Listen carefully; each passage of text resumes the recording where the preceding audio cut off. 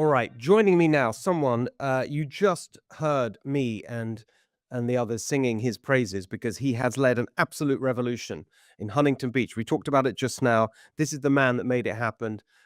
Full disclosure, a very, very dear friend of mine and someone who's closely involved in everything we're trying to achieve for California. Tony Strickland is here, member of Huntington Beach City Council, previously the mayor, and as I said, the leader of what do you call it now? You've got seven Yeah, we're zero now on the calling council. ourselves the Magnificent Seven. Yeah, no, it was a great election night from the top all the way down to local government here in Huntington Beach, Surf City, USA. So what's really interesting about that, and I will get into the detail of it, but like when you just the fact that you're claiming that and you're owning that, the Magnificent Seven, right? Because they thought that they would crush you with that branding, right? This is the thing. So what's really interesting, so that you took control. And I remember doing an event for you in Huntington Beach not long ago, and the term that you're using when there were four of you were the Fab Four, and I made a joke about the Beatles because that's what they were called back in the day. But when it was 4-3, and you were bringing in all the policies that you're just about to tell us about, the thing that I think everyone needs to understand is that you really were and are public enemy number one for Gavin Newsom politically and Rob Bonta and the state, and they're constantly suing you and attacking you and doing all this stuff and branding you MAGA extremists. And you have media, I think was it Time Mag, all these media, global publications focusing on how these MAGA people have taken over a city in Orange County in California, but yet the voters just told us they want more of it.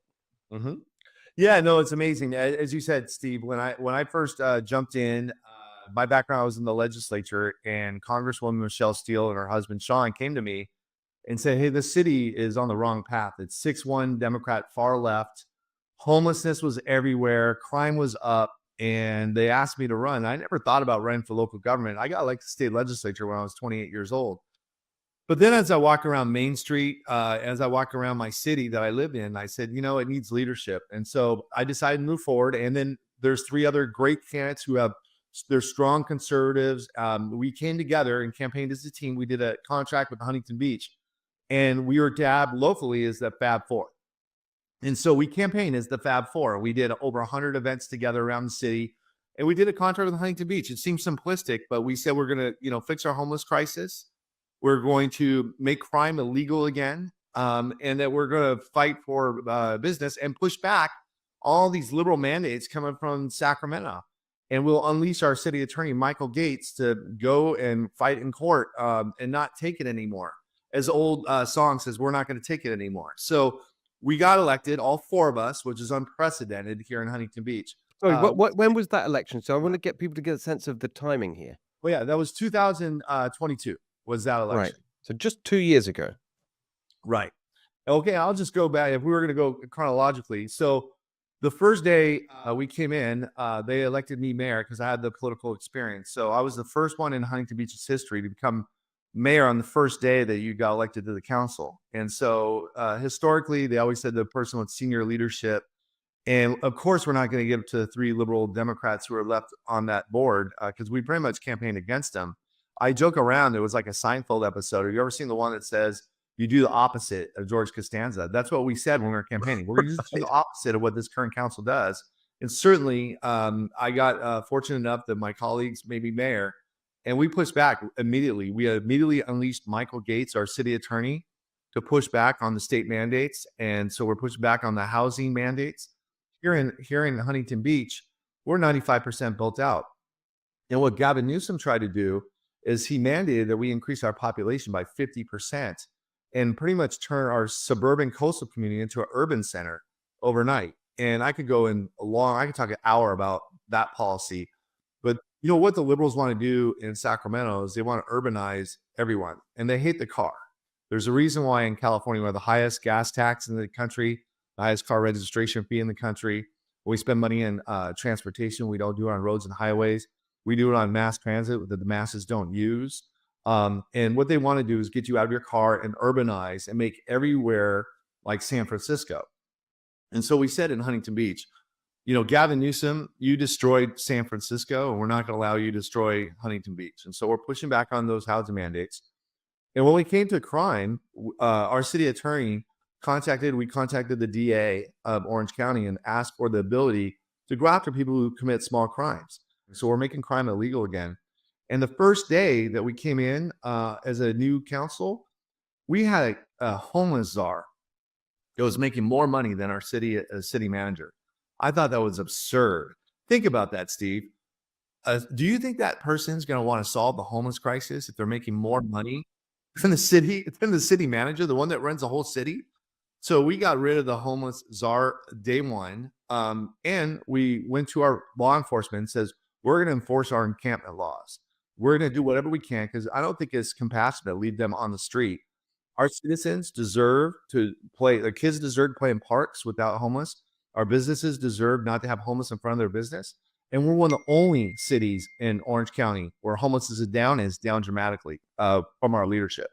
So can I just on that, what's really interesting about that is that you're living proof of the point that I made, because during the course of earlier in the year when we had the Supreme Court ruling, which was in Grants Pass versus Oregon, which was which basically overturned what everyone cites, every other leader apart from you and your team in California, the Boise ruling, right? Boise, Idaho, which said that you can't enforce anti-camping laws. You can't do that unless there's all these conditions have been met. And I always said they're hiding behind that, right? And they're being pushed by the far left activists and the homeless industrial complex and so on. That's because the ruling was actually you can't enforce the law unless you have shelter available for everyone who's homeless at any particular time. I say, yeah, but the definition of shelter is up to you. You don't have to mean it doesn't have to mean $800,000 apartments, which is how they sort of handled it in LA. So tell us I go into that a bit more detail because So it's a central policy. Navigation center here in Huntington Beach, and again, we get them off the street, and I don't think it's compassionate to leave them on the street.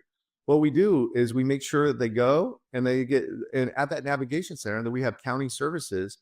A lot of this is drug addiction, alcohol addiction, mental health issues. They get the county services that they deserve and get them off the street. And what ends up happening is those who don't want those services, they don't stay in Huntington Beach because they know we're going to pick them up. And one of my liberal colleagues, well, you're not solving the problem because we're not fixing the world. And I say, hey, look, I represent Huntington Beach. And what we're doing is we're being compassionate by getting them off the ground. And we have transitioned. A lot of these, we have hundreds of former homelessness that are now back up on their feet because we enforce those encampment laws. And again, we did it with less money. Gavin Newsom spent billions and billions of dollars, and across the state, it's getting worse. In San Francisco, it got worse. I used to love going to San Francisco. It was one of my favorite places to go. And actually, I thought it was one of the best places to go in the world. Yeah. They destroyed it. Gavin Newsom destroyed San Francisco based on his policies. And we're not going to allow him to do that to Huntington Beach. And so we're proud because we're one of the only cities where homelessness is down dramatically, and we didn't have to spend billions of dollars to do it. And just to underline the point, you did this before the Supreme Court ruling, which now, London Breed in San Francisco has just been voted out, by the way. And now Gavin Newsom's like, now we can do it because we had this. These cities. Yeah, right. Yeah, it's outrageous. You were doing it before. And so that's the real proof that it could have been done. So it's a very important argument politically, because if they try and, show that suddenly, they're solving this problem and their hands were tied before the Supreme Court ruling. And so it was inevitable that you had this sort of decade or more of utterly cruel policy that left people to be on the streets and suffer in the way that they did, and for the broader community to have to experience that, and businesses and people and kids on their way to school and all the kind of effects of this. And there's nothing we could do. It's simply not true. And the money that was wasted need not have been wasted because you've shown a different way of doing it right there. Correct. And that's the key. The money that they wasted, they were missing $24 billion. They didn't know where it's going.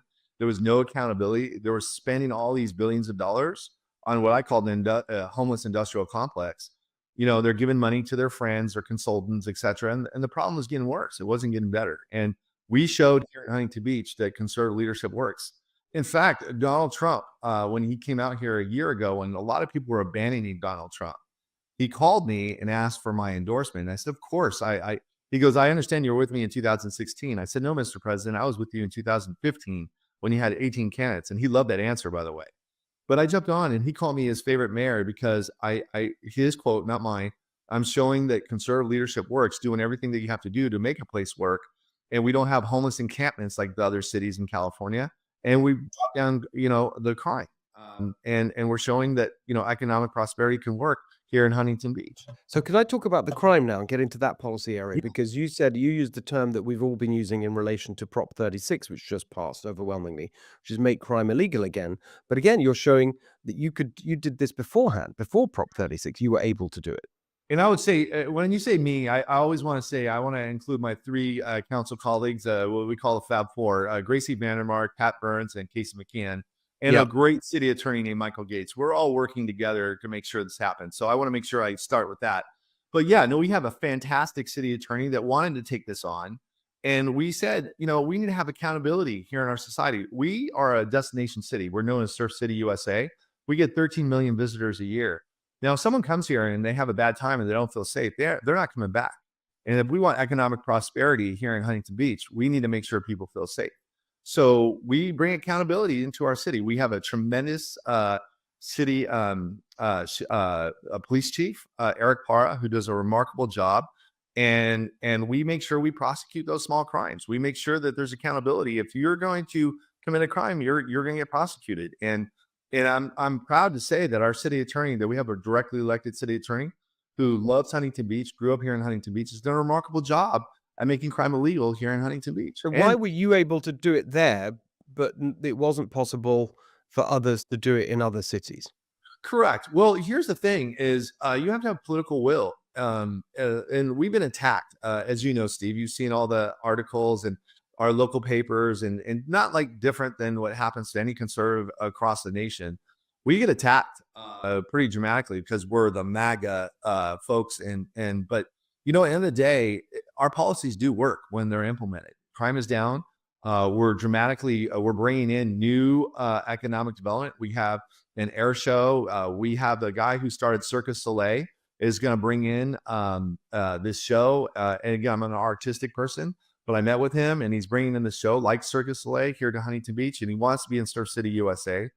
And people are coming here because they feel safe, and it's a wonderful city to be. By the way, anybody who's listening, please come to Huntington Beach, Surf City, USA. You'll have a great, magnificent time here. You're going to feel safe, and it's a family-friendly city to come visit, unlike what Gavin Newsom did to San Francisco.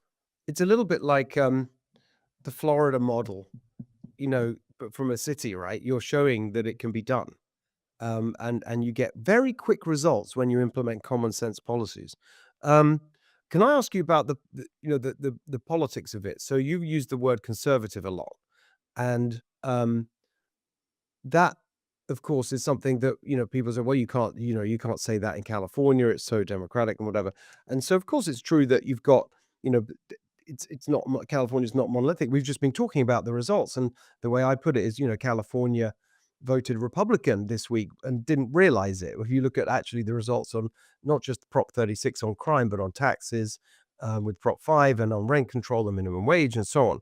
And then the recalls that we spoke about and Gascon and so on, right? There's a lot of encouraging results. But that word conservative, how does that go down? When you're in Orange County, which used to be very firmly Republican, now is considered a purple county. You had Katie Porter until not long ago, one of the members of Congress there. How do you make it attractive? Because, a word that actually the left have tried to demonize. A great question, Steve.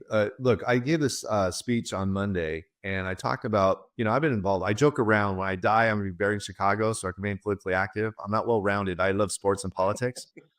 But when I was 12 years old, think about this. When I was 12, I was asked, President Reagan was president at the time. It was Christmas time. In my local paper, I said, what would you give President Reagan for a Christmas gift? And my friend gave a stupid answer, said a Duran Duran album or something like that. But That's a good answer. I think I love Duran Duran. Yeah, I grew up with Duran Duran. I do too. But I said I would give President Reagan an American flag because he's a true patriot. He wants to let you keep more of your hard-earned dollar, and he wants to beat back communism and beat Russia and the Soviet Union. Now think about that. I was 12 years old. When a 12-year-old can articulate in a simplistic fashion the policies of the president of the United States, there's a reason why he was called the great communicator. Uh, I think we have to have optimistic message and optimistic people go forward. And I think our policies are common sense policies. And I think we're winning over. I mean, look at just what happened on Tuesday. A huge percentage of African American vote came our way. Hispanics, Latinos are coming our way because we're talking. I'm running for full disclosure. I'm going to run for the state senate in a special election out here. And my brand is going to be I'm bringing Surf City common sense to Sacramento, a place that doesn't have common sense. And so I do believe with a strong message, a strong record, we can take back California. And it's often said when California has a cough, the rest of the nation has a cold. There's no way you can ignore the fifth largest economy in the world. We need to take back California. We can't give up on California. And many people, I actually take your quote, Steve.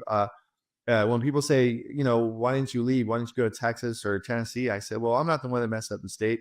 Gavin Newsom, Kamala Harris did. They're the ones that should leave California, not me. So I Yeah, actually steal your line from you because I firmly believe California is worth fighting for. 100%. And what I love is the fact that you've shown that, and you've shown you get a reaction. So if you're just clear in what you argue, and then you get, and the really exciting thing about this week is that you're rewarded for it if you deliver results, and actually it can happen quickly. This is the thing that's so cool, is that you've got, you take power 4-3 in 2022. You have just 2 years of implementing common sense policies, and now you're 7-0. I mean, that's an amazing result. And let me talk about how dramatic of a win that is. Historically, I was told that there's only been like 2 incumbents in the last like 80 years of lost here in Huntington Beach. Like it doesn't happen very often that incumbents, it's hard to beat incumbents.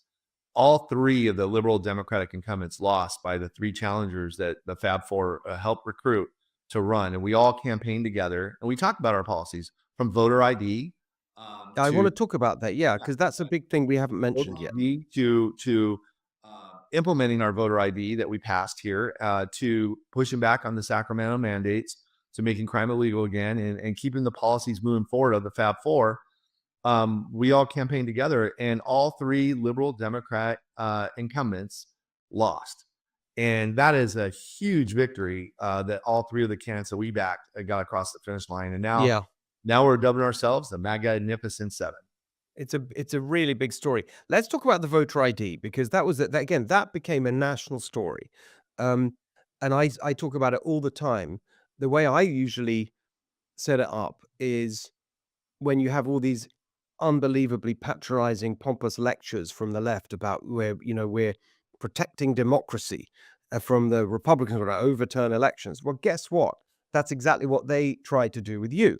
So let's just, I'll lay out the facts, and then you can fill in the sort of detail. And I'd love to know where we stand on it and what's the latest, which is that you put on the ballot voter ID, the voters passed it, it was approved. This was in March this year in the primary cycle, and was it almost the next day, Newsom and Bonto, you were saying, right, we're suing you to overturn it. Then they got their cronies in the legislature to put through a bill in the legislature to ban any other jurisdiction from implementing voter ID, to make it illegal to require voter ID, not just not have it, but to ban it, which is utterly extreme and insane. But where does it stand? You just told me that you actually implemented it for this election. So is there a lawsuit? Where's the whole thing That sit right for the now? 2026 election, in order so we can get everything prepared to make sure it's smooth, because we got to make sure it works. Because if the left's going to say, "Oh, it doesn't work if it doesn't work here," so we're working. That's why our city clerk got elected. By the way, our city clerk ran on implementing voter ID. Her name's Lisa Lane Barnes. Ran against someone from the left that said, "I am not going to implement the voter ID." Again, something that our citizens voted to put in our charter, which is our constitution. And so she was going to ignore the will of the people of Huntington Beach. And so there's a reason why Lisa Lane Barnes won by 20 points. So let's back up a little bit. Our democracy doesn't work if people don't have faith in election outcomes. 3 presidential campaigns since 2000 have challenged the presidential outcome. Bush v. Gore, then you had Hillary Clinton, and then Trump. And so when I was in the legislature, I authored voter ID initiative, and a guy always got killed up in Sacramento. When I was here in city council, I looked at cities like San Jose, San Francisco, Santa Ana. They have different things like, choice voting. They have, felons voting, 16-year-olds voting. Because in our California Constitution, Article 11, Section 5B of our California Constitution said municipalities have the ability to do their voter laws. And so I knew that right away. It's in our California Constitution. So here in Huntington Beach, we introduced and put on the ballot for our voters to put in our Huntington Beach Constitution, it's called a charter, the voter ID. And the left went nuts. Rob Bonta said, "Oh, it's illegal." He sued us. And I said, you're a bad lawyer because it's in our Constitution. It's a frivolous lawsuit. He's already lost 2 other cases to 2 other cities. We have this in our California Constitution, and they know it. And In so, your charter city constitution. correct. Well, no, it's in the California Constitution that municipalities have the ability to do election law. And so it's Article 11, Section 5B that says that we have the ability as a local government. And so moving forward, they know that they're not going to win that. So they got. Sorry, can I just stop on that, Tony? So, because I've heard you talk about the fact that you're a charter city, which gives you more freedom and power. I'd love you to talk a little bit about that. We don't have too much time. But also, just to be clear, so you're saying that your ability to implement voter ID does not come from charter city status. It comes from it doesn't. It comes from the Constitution, which is very important to understand. It comes from the California Constitution, not our charter. It comes, however, when the voters voted here in Huntington Beach for voter ID, they put it in our charter, which is our Constitution. But the California Constitution is the one that gives us the authority. So David Min introduces a bill to make it illegal, and they pass it, and Gavin Newsom passes it. And I told David Min, it's worth this piece of paper right here, because unless you do a constitutional amendment, your bill is worth nothing. And so this is the bill that Newsom that signed, correct? But also he initiated it, right? He told them to do it, because I think that was his reaction. We're going to make this illegal. So they passed a bill that has no legal teeth. Correct. And that's what I've been telling everybody. Everybody's worried, but I'm like, and I told the state senator, David Min, who authored this, I said, look, the only way that you can outlaw voter ID in California is by putting a constitutional amendment. I encouraged him to do so because I want that on the ballot for Californians to vote on. Nationally, Gallup, 66% of Democrats support voter identification laws. In fact, I'm going to push as the next state senator. I'm going to push for voter integrity and voter ID. And I'm hoping that other municipalities around California and around the nation push for voter integrity and voter ID laws, because we could change this movement from the bottom up and force the issue. And I'm going to force the issue here in California, because people have a right to have faith in the election outcomes. And by the way, Steve, people need, as you know, IDs for everything part of your life, to get government assistance, to get on a plane. Oh, it's ridiculous. Medicine. This whole nonsense that the other side says people don't have identification is just that nonsense. I mean, I remember the first time I was here, and someone said to me, you got to take your driver license, early on, you got to always carry your driver license, because when you're driving, because it's a felony, or I don't remember how they put it, not to drive without your driver license, so the whole thing is just so absurd. What about their laws? So I understand about the law that they've passed. That's a total waste of time. It has no teeth because it's in the state constitution. What about the lawsuit? What is that? You say it's frivolous. Is it going anywhere? What happens? We haven't heard yet when it's be heard in court, but we're very confident that we're going to win in court. And I think the state is very confident. Think about coming from the state. When we were campaigning for this, they say, "Oh, it's illegal, it's illegal, it's illegal." But then they carry a bill to try to make it illegal. They know they're just trying to go after us. And unlike other cities and unlike some other elected leaders, they try to put pressure on us. This is the same with the housing crisis. Pressure on us. They get the media to put pressure on us to cave. The great news is me and my team, our team, we have the backbone, because we know, well, one, the law's on our side and the people are on our side, and we're going to fight. And as Trump, we're fighters. We're fighters here in Huntington Beach. And the 3 new guys that just got elected are also fighters. And we're proving that conservative leadership works. And our hope is what we've done here in Huntington Beach spreads across the state of California. And we're part of that team that takes back California, or common sense policies. By the way, I'm proud to say this, if you don't mind, Steve. I want to read this. This is what the Washington Post said. The Washington Post said the conservatives who now control city government in Huntington Beach, they're the ideological counterweights to the state liberal leaders. And I got goosebumps because the Washington Post notices that we're the ones here in Huntington Beach that are pushing back on what's going on in Sacramento. Yeah, well, that's why it's so significant. That's why I've been highlighting it this week in my sort of roundup of what's happened in California, because it is the model. This is how we deliver that outcome, which is fighting for common sense, getting elected, delivering practical, positive outcomes, and you get rewarded for it by the people. It's not complicated, but you got to have that attitude of just ignoring the nonsense and propaganda from the left and from the media, and just really going for it and focusing on non-ideological, pragmatic solutions to everyday problems. Tony, you're the best. Thank you so much. Love seeing you today, and well done.